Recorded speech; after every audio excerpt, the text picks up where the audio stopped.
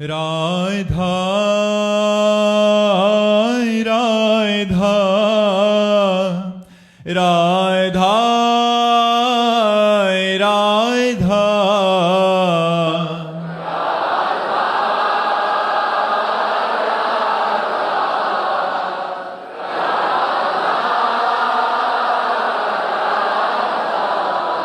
हाय राधा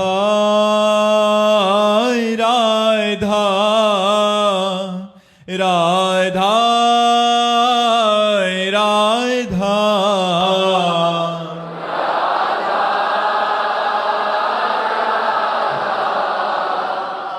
राधा राधा श्री राधा वल्लभ लाल की समस्त संत हरि भक्तन की वृंदावन धाम की सतगुरुदेव भगवान की। सुनील जी फरीदाबाद से। राधे राधे महाराज जी। महाराज जी, मैंने चारों धाम, 12 ज्योतिर्लिंग, मानसरोवर यात्रा और अमरनाथ यात्रा पूर्ण कर ली है, फिर भी लगता है कुछ अधूरा है महाराज जी। मैंने पूर्ण की है ना, इसलिए अधूरा है। इसलिए अधूरा है क्योंकि ये सब कर्ता भाव से हो रहा है ना। कहीं एक शब्द नहीं निकला आपका कि महाराज जी भगवान की कृपा से, गुरुदेव की कृपा से, संत की कृपा से मुझे ऐसा ऐसा सौभाग्य प्राप्त हुआ कि मैं चारों धाम का, 12 ज्योतिर्लिंग का, अमरनाथ आदि पवित्र यात्राओं का जो सौभाग्य मुझे भगवान ने दिया वो गुरु कृपा से मिला, हरि कृपा से मिला। पर एक अधूरापन सा लग रहा है। तो उसका उत्तर दूसरा था, शब्द का ही उत्तर है। इसमें करता है ना, करता है तो पुण्य हुआ, पुण्य हुआ तो उसका सुख लाभ संसारिक होगा, ना कि भागवतिक। अगर प्रभु की कृपा मिला ली जाए और दैन्य भाव से यात्रा की जाए और भगवान को समर्पित कर दी जाए तो ये बात नहीं आएगी कि कुछ अधूरा रह गया है, अभी नाम नहीं चल रहा, भगवत समर्पण नहीं है, भगवत कृपा का प्रतिपल अनुभव नहीं है। यही अधूरापन है। पूरापन तभी होता है जब कृपा का अनुभव होता है। जाकी कृपा लवलेश ते मतिमंद तुलसीदास हूँ, पायो परम विश्राम, राम समान प्रभु नाही कहूं।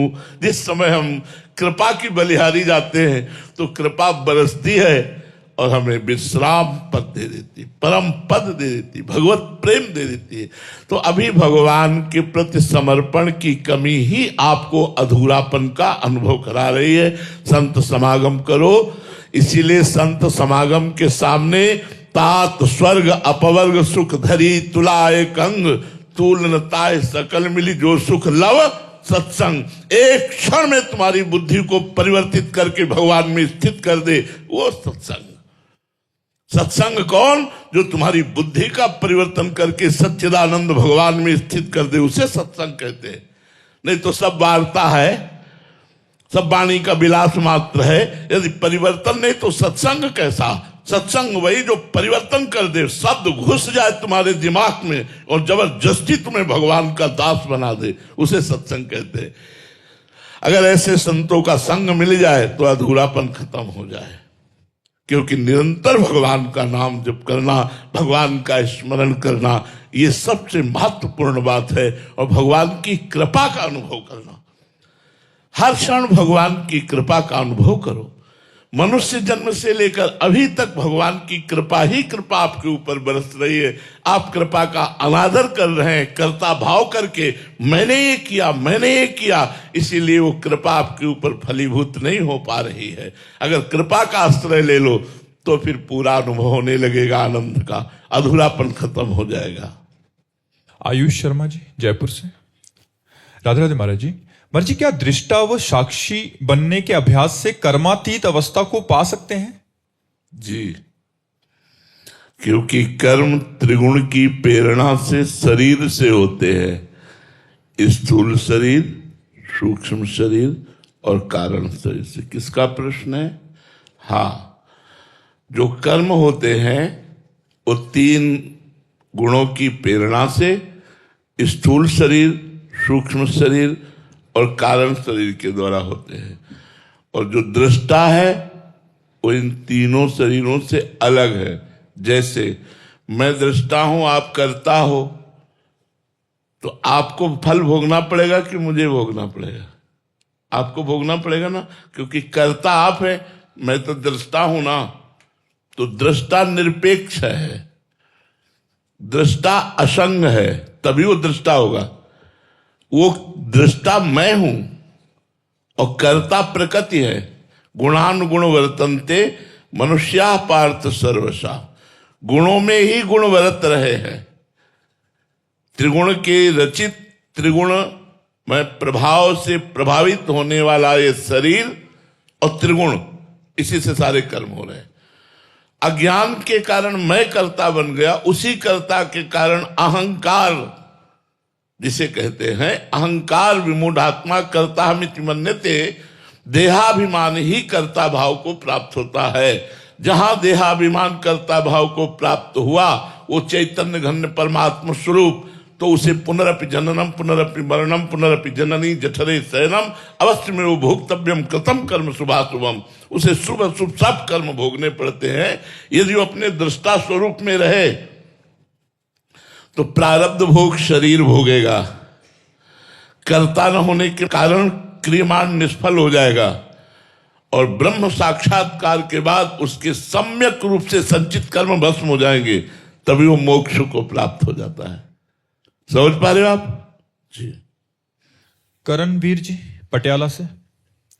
राधे राधे महाराज जी। महाराज जी, राम नाम मणि दीप धरु, जीह देहरी द्वार, तुलसी भीतर बाहर हूं, जो चाहसी उजियार। महाराज जी, इस वाणी को जीवन में कैसे उतारूं कि प्रतिकूल परिस्थितियों में मन और शरीर भगवान के नाम से ना हटे और नाम स्मरण स्थिर बना रहे? जी, इसके लिए हमको दृढ़ता अभ्यास की जरूरत है। अभ्यास योग युक्तेन चेतसा नान्यगामिना। हमें ऐसा अभ्यास करना है कि हमारा चित्त अन्य में जाए ही ना। गर्मी, सर्दी, दुख, सुख, अनुकूलता, प्रतिकूलता, संपत्ति, विपत्ति, ये आने जाने वाली है। ऐसा मानकर जैसी भी परिस्थिति हो, भगवान का नाम जप करते हुए उसे हम सह जाएं। दुख में भूले नहीं, सुख में फूले नहीं, समता को प्राप्त होकर निरंतर भगवान का स्मरण करते रहें और दीर्घ काल तक करें। यदि भोजन सही होगा और संग सही होगा तो भजन में रंग आएगा।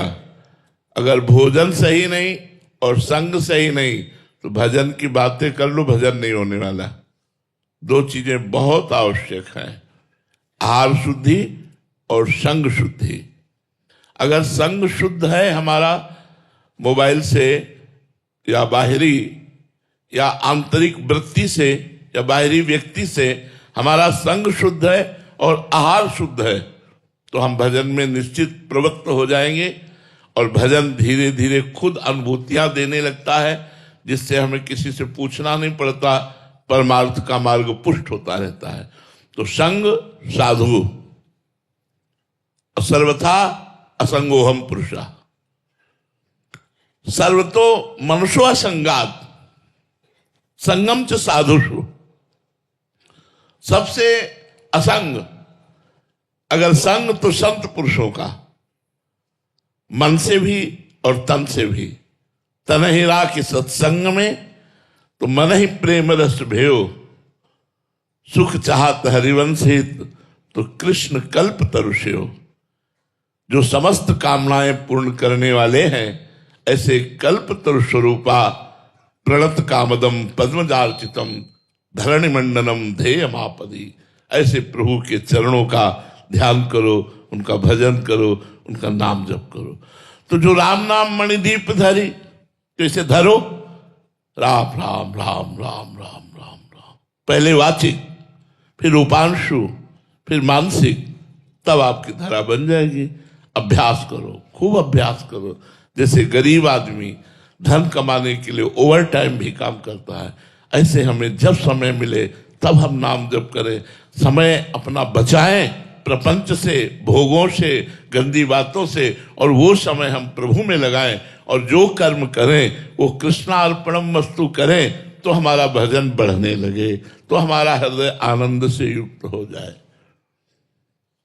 रश्मि दुबे जी, राधे राधे महाराज जी। महाराज जी, आत्मसम्मान और अहंकार के बीच का अंतर के बारे में समझना चाहती हूँ। अहंकार देह भाव से युक्त होता है। अभी आत्मसम्मान को जाना ही नहीं, आत्मसम्मान करोगी तो समता को प्राप्त हो जाओगी।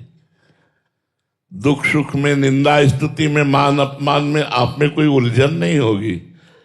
लेकिन जब देहाभिमान को हम आत्मसम्मान मान लेते हैं तब ये बात आती है कि बस इतना ठीक है।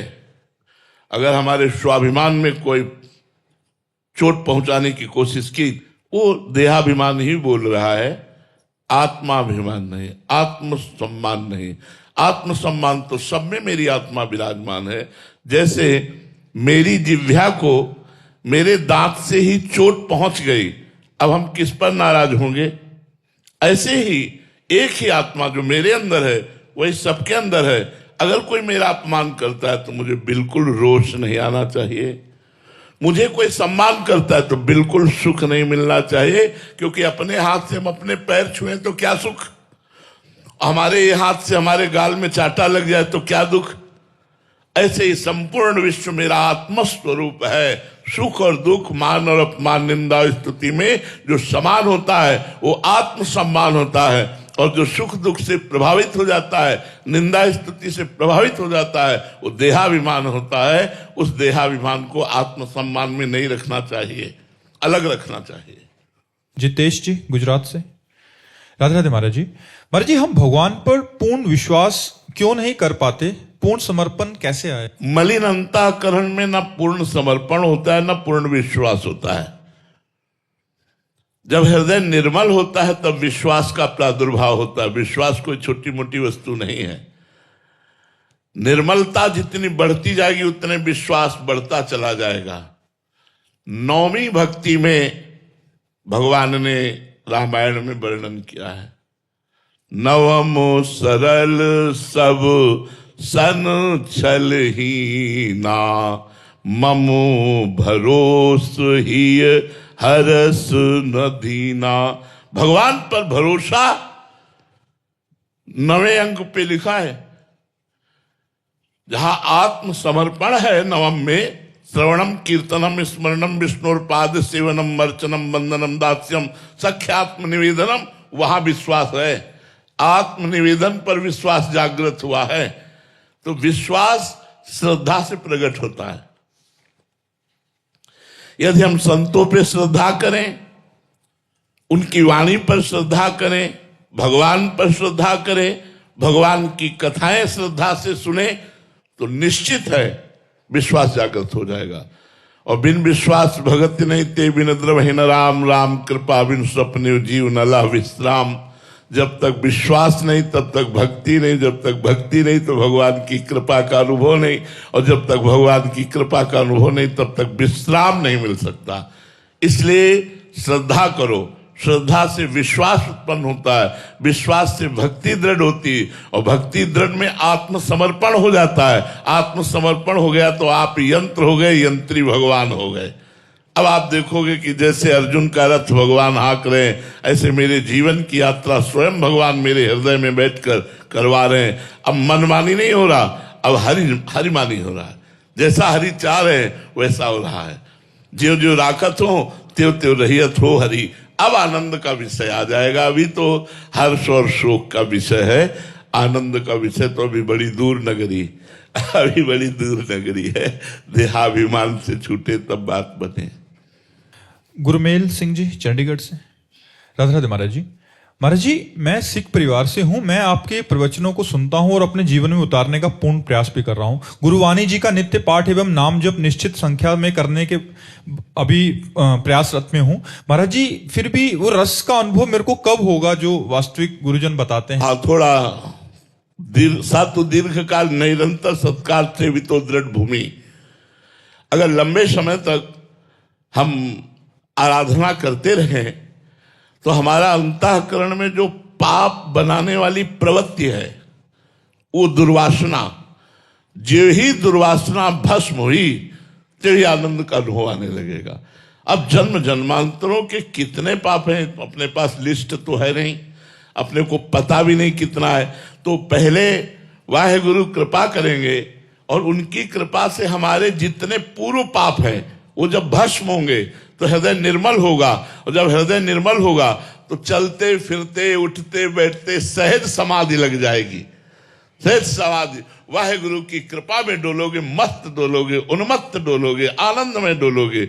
इसलिए धैर्य पूर्वक नाम जप करो और वाहेगुरु की कृपा मनाओ, और वाणी जी का जो गुरुवाणी जी है उसका आदर सहित गान और श्रवण करो, इसी से हो जाएगा। आशीष जी पश्चिम बंगाल से। राधे राधे महाराज जी। गुरुदेव, आपने कई बार सत्संग में कहा है कि जब आप सन्यास में थे कि 90 प्राणायाम करते थे तो दिमाग में एकदम भागवतिक साय मचता था और मंत्र घूमता रहता था। तो महाराज जी, हम जैसे साधकों के लिए ऐसी कोई विधि या कोई सही अनुष्ठान जिससे मतलब हमारे भी ऐसा भाव आए जैसा? देखो क्या है बच्चा कि अब बचपन से भगवान के मार्ग में थे तो हमारा लक्ष्य था भगवत प्राप्ति। तो हमें जो साधन संतों से मिलता हम उसी में लग जाते। भागवत में भगवान श्री कृष्णचंद्र जी ने कहा है कि यदि मन को एकाग्र करके अपने लक्ष्य पर दृढ़ करना है तो 10-10 प्राणायाम 3 बार करना होगा। रेचक, कुंभक और पूरक। जब ये बात हमने पढ़ी तो उसकी जानकारी की तो 10-10 क्या, हमने 30-30 प्राणायाम एक बार शुरू, मतलब ये वर्षों में, ऐसा नहीं हुआ कि शुरू से पहले 5-5 किए, फिर 10-10 किए, फिर 15-15, फिर 20-20, फिर 30-30 प्राणायाम एक बार खींचा मंत्र जपते हुए, कई मंत्र जपते हुए। जैसे इसकी पद्धति है 8 मंत्र जप करते हुए खींचा तो 16 मंत्र जप करते हुए रोका तो 32 में निकालना है। इससे प्राणवायु सूक्ष्म होती है। उस समय फलाहार रहते थे, थोड़ा सूक्ष्म फलाहार कर लिया, नवीन अवस्था है, साय दिमाग में मस्ता, वही मंत्र।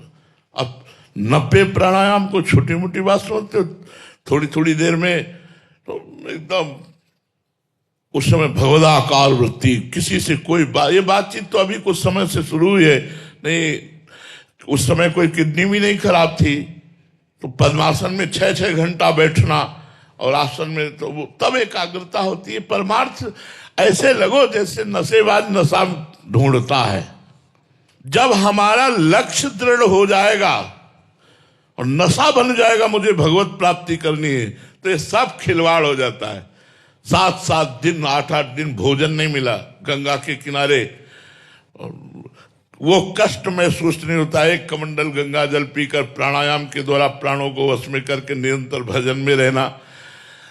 अब कह दे भगवान भक्ति और ये भगवत प्राप्ति तो सरलता से भी हो जाती है जो आप कह रहे हो, तो आपको इतना कष्ट क्यों सहना पड़ा?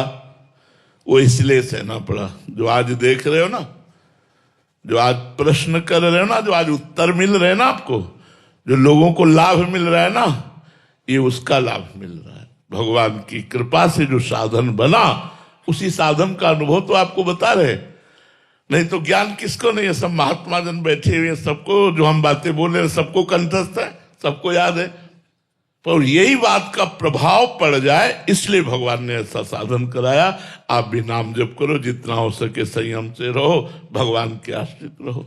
निनाद कुलकर्णी जी महाराष्ट्र से।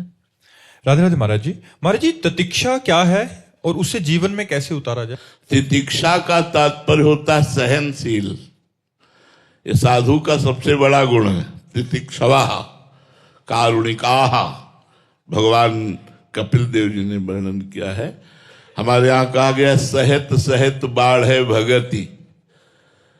सहनशील, आशय उदार, धीरज सहित विवेकी, धैर्यवान, विवेकवान, सहनशील। गर्मी सहना, सर्दी सहना, गाली सहना, अपमान सहना, निंदा सहना, विपत्ति सहना, सुख दुख को समान भाव से सहना, उसे तितिक्षा कहते हैं। भगवान ने गीता जी में कहा है, आगमा पायनो अनित्यास्तास्तितिक्षस्व भारत, मात्रा स्पर्शास्तु कौन्ते शीतोष्ण सुख दुखदा, आगमा पायनो अनित्यास्तास्तितिक्षस्व भारत। हे भारत, इनको सहो। तितिक्ष माने सहना, अनुकूलता, प्रतिकूलता, गर्मी, सर्दी, इनको सहो। सहने से तुम महान हृदय वाले बन जाओगे। यम ही न व्यथ्यन्ते ते पुरुषम पुरुषर्षभ सम दुखा सुखाधीरम स्वमृतत्वाय कल्पते। जो प्राप्त परिस्थिति में, प्राप्त वेगों में जो व्यथा प्राप्त होती है, उसमें जो व्यथित नहीं होता, जैसे भूख की, काम की, क्रोध की, ये वेगावेश होते हैं, इनमें मन मथित हो जाता है। जो विचलित नहीं होता और इन वेगों को सह लेता है, वो सुख दुख में समान भाव रखने वाला महात्मा परम पद का अधिकारी होता है। तो तितिक्षा का तात्पर्य है सहनशील। सहन करने का तात्पर्य है द्वंद्वों को सहन करना। शत्रु मित्र समझानी, मान मान अपमान सम, दुख सुख लाभ न हानि। यह जो कृपा हरिवंश की, हर परिस्थिति में शांत, भगवत चिंतन परायण, न किसी से वैर, न किसी से राग और द्वेष से मुक्त हुआ वो महात्मा, चाहे वो पैजामा कुर्ता में हो, चाहे वो लंगोटी में हो, चाहे किसी में हो, अगर स्थिति है तो वो महात्मा है। जिसमें स्थिति है वही महात्मा है। हम लोग तो आचार्य परंपरागत वेश धारण किए हुए हैं, यदि हमारे अंदर स्थिति नहीं है तो हम महात्मा कहलाने योग्य नहीं है। और पैंट शर्ट में है और उसमें स्थिति है तो वो महात्मा है। देखो, विभीषण जी राजवेश में हैं, लंकाधिपति रावण के प्रधानमंत्री भी हैं और छोटे भाई भी हैं। भगवान क्या कह रहे हैं? तुम सारीखे संत प्रिय मोरे, धरऊं देह नहीं आन निहोरे। तुम्हारे जैसे संतों के कारण ही मैं अवतार लेता हूं, भगवान कह रहे विभीषण जी से। विभीषण का वेश क्या है? राजवेश है। अगर वेश है और भगवान की स्थिति नहीं है तो पाखंड किसे कहा गया है? दंभ किसे कहा गया है? इसे ही कहा गया है। बिन विवेक वैराग्य भक्ति बिनु सत्य नए को मानो, भगवत विमुख कपट चतुराई सो पाखंडी जानो। जहां विवेक नहीं, वैराग्य नहीं, भक्ति नहीं, ज्ञान नहीं, तो पाखंडी कहा जाता है। स्थिति को महात्मा बोला गया। स्थिति को, स्थिति है तो अम्बरीश चक्रवर्ती सम्राट होते हुए भी महात्माओं के महात्मा है। महाराज जनक विदेहराज महात्माओं के भी गुरु हैं। श्री सुखदेव जी से बढ़कर कोई महात्मा होगा? उनके गुरु हैं जनक जी।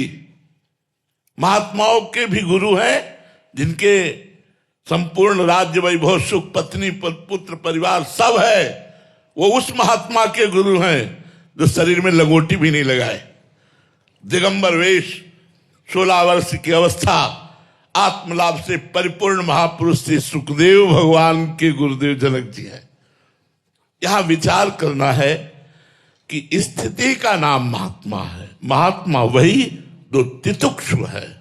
गर्मी सर्दी, मान अपमान, सुख दुख, भूख प्यास, जन्म मृत्यु, किसी का कोई भी भय नहीं रह गया। क्यों? वो हर समय भगवान के चिंतन में रहता है। भगवान के चिंतन में ये सामर्थ्य है कि सब कुछ सह जाएगा। यदि भगवान का चिंतन ना हुआ तो फिर प्रकृति का प्रभाव पड़ेगा। कभी सुख, कभी दुख, कभी हर्ष, कभी शोक, कभी लाभ, कभी हानि, कभी विपत्ति, कभी संपत्ति, ये द्वंद्व चलते रहते हैं।